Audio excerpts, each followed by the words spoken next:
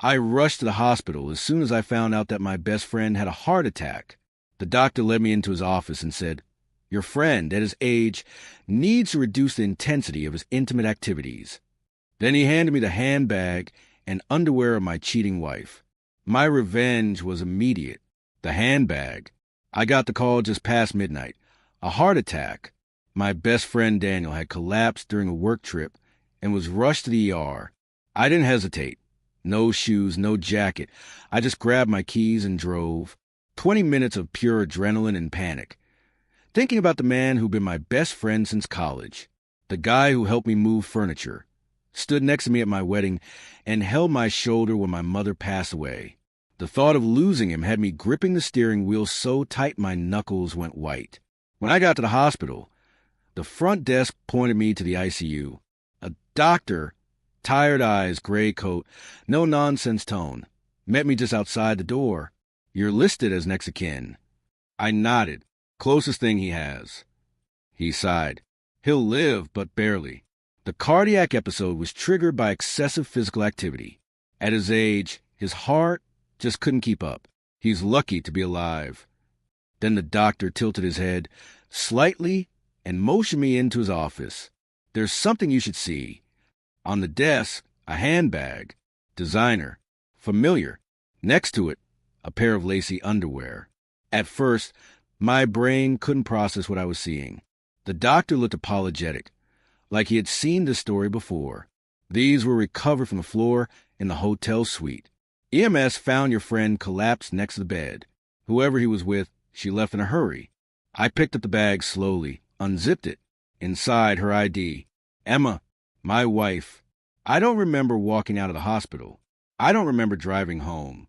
But I remember the silence when I stepped into our bedroom. I remember her lying there, pretending to be asleep. I remember the faint scent of hotel shampoo in her hair. Not ours. Not from this house. I stared at her, and something in me broke. Not in anger. Not in tears. Something cold. I didn't shake her awake. I didn't scream. I just whispered, "He almost died. You nearly killed him." She stirred. "What?" I dropped the handbag on the nightstand. Her face went pale. "Sleep well," I said. "It's the last peaceful night you'll have." The setup. Emma didn't follow me the next morning when I left the house. She didn't call, didn't text. She knew the handbag was all the evidence she needed to understand what I knew. And she knew I wasn't going to shout or plead. That's never how I worked. I wasn't emotional. I was surgical. And that made me dangerous. I started the day with a visit to a lawyer, not just any lawyer, a guy who handled corporate separations, people who'd buried secrets under NDAs and prenups. Emma wouldn't see him coming. "Cheating with your best friend?"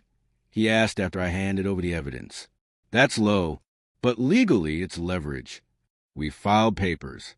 I moved my money, froze the joint accounts, had her removed from every shared asset that was solely in my name, including the car she drove and the business credit card I let her use.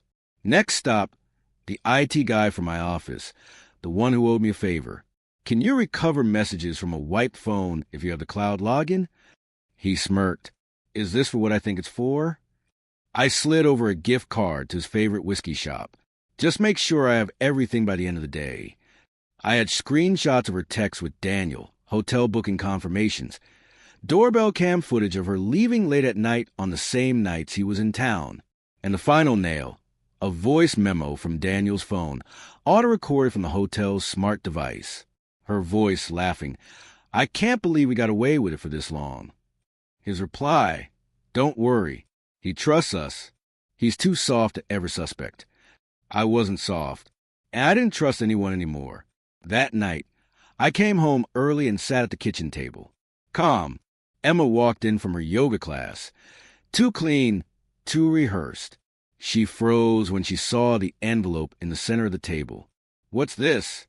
"Your new life," I said. She opened it, read. Eyes scanned faster as her face drained of color. "You're divorcing me?" "I'm freeing myself."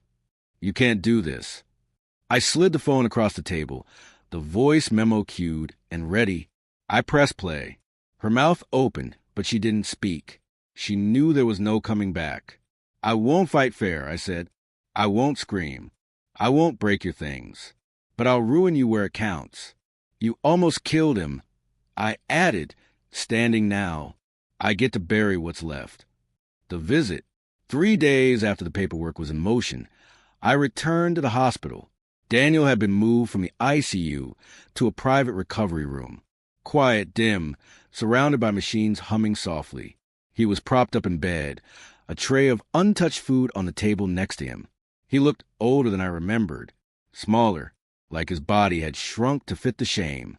He was expecting me, yet he looked surprised when I walked in, then guilty, then defensive.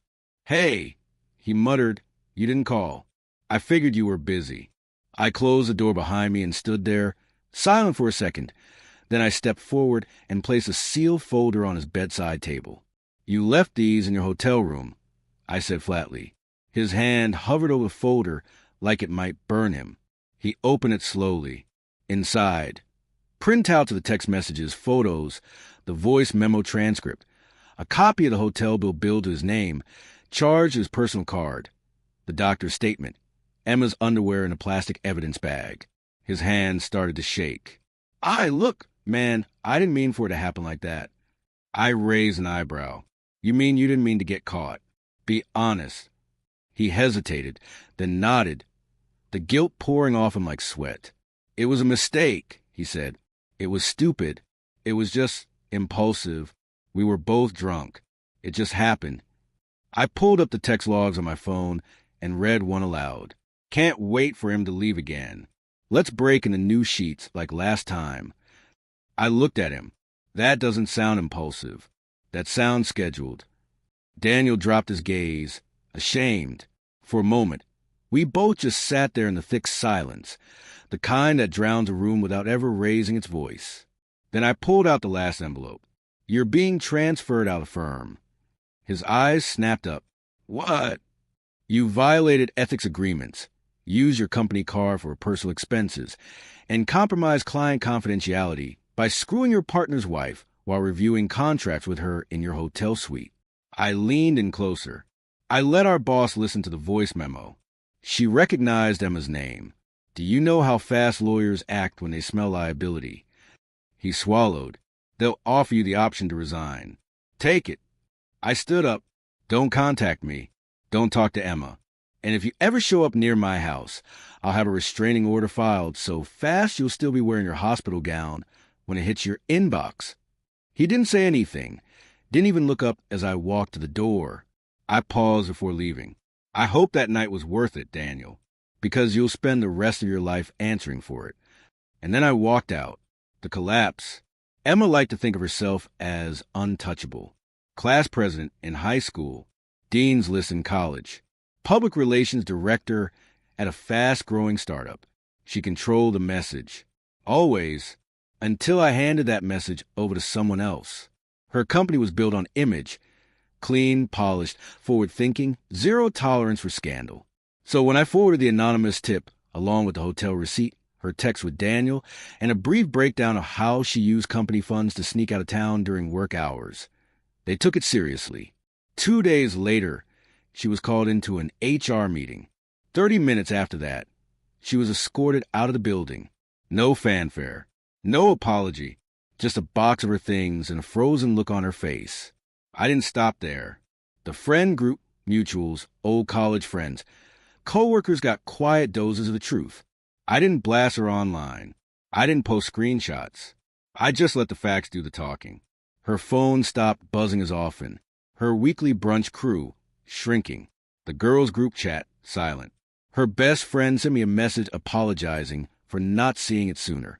Emma was radioactive. No one wanted to be collateral damage. I expected anger, maybe a public tantrum. But Emma surprised me. She showed up at the doorstep one night. No makeup, hoodie pulled tight, her eyes red, puffy. She didn't say anything for a while. Then just, "Why are you doing this to me?" I stared at her. "Doing this to you? I'm just making sure you're held accountable. Something the world's let you skip for years." "You ruined me," she whispered. "No," I said. "You did. I just made sure it stuck." I closed the door and locked it behind me. I wasn't angry anymore. That part was long gone. What I felt now was colder, cleaner, clarity. This wasn't about vengeance anymore.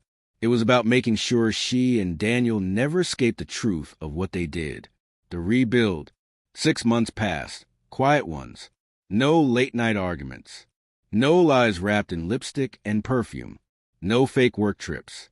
Just silence, peace, and something I hadn't felt in a long time, control.